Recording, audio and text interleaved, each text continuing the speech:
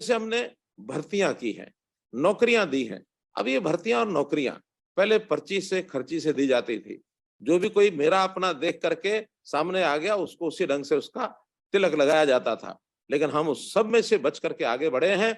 आज बहुत गरीब परिवारों के बच्चे और नौकरियों में आए हैं। हमने यहाँ तक भी स्पेशल प्रावधान किए कि जिसके परिवार में एक भी नौकरी नहीं है उसको हम 5% अतिरिक्त अंक देंगे। और इसमें से बहुत लोगों के, बहुत ऐसे परिवारों को लाभ हुआ है जिनके घर में चूल्हा नहीं जलता था, 2 समय का भोजन नहीं था, सिर पर छत नहीं थी और कमाने वाले बहुत मेहनत करके माता पिता और उनकी पढ़ाई कराते थे। पढ़ाई कराने के बाद योग्यता के आधार पर वो पीछे रह जाते थे।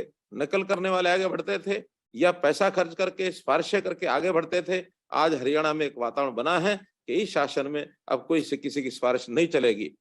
एक बड़ा काम हमने किया कि नौकरियों में क्लास सी और डी इसके अंदर केवल एग्जाम होता है। इसमें हमने इंटरव्यू की प्रथा खत्म कर दी, क्योंकि अगर जहां भी कहीं गड़बड़ होने के चांस होते हैं वो इंटरव्यू में ज्यादा होते हैं। हमने सी और डी की भर्ती में इंटरव्यू समाप्त कर दिए हैं।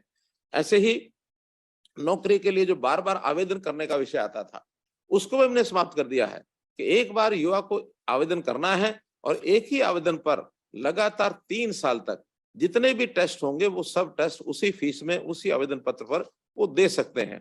और ग्रुप सी और डी दोनों के लिए कॉमन एलिजिबिलिटी टेस्ट, सी के लिए जैसे अभी अगले दिनों में 3 दिन के लिए कॉमन एलिजिबिलिटी टेस्ट होने जा रहा है।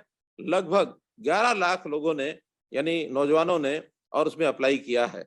मैं समझता हूं कि ये एक ऐसा पारदर्शी तरीका है कि उनको बार बार एग्जाम नहीं देना पड़ेगा और एक ही एग्जाम से उनकी एलिजिबिलिटी टेस्ट हो जाएगी। बाद में पोस्ट के हिसाब से उनका एक और एग्जाम होकर के उनको नौकरी मिलेगी।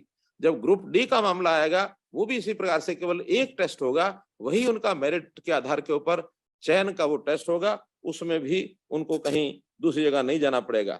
इसलिए बार बार की जो परीक्षा है इसको छुटकारा लेने के लिए हमने इस सिस्टम को शुरू किया है।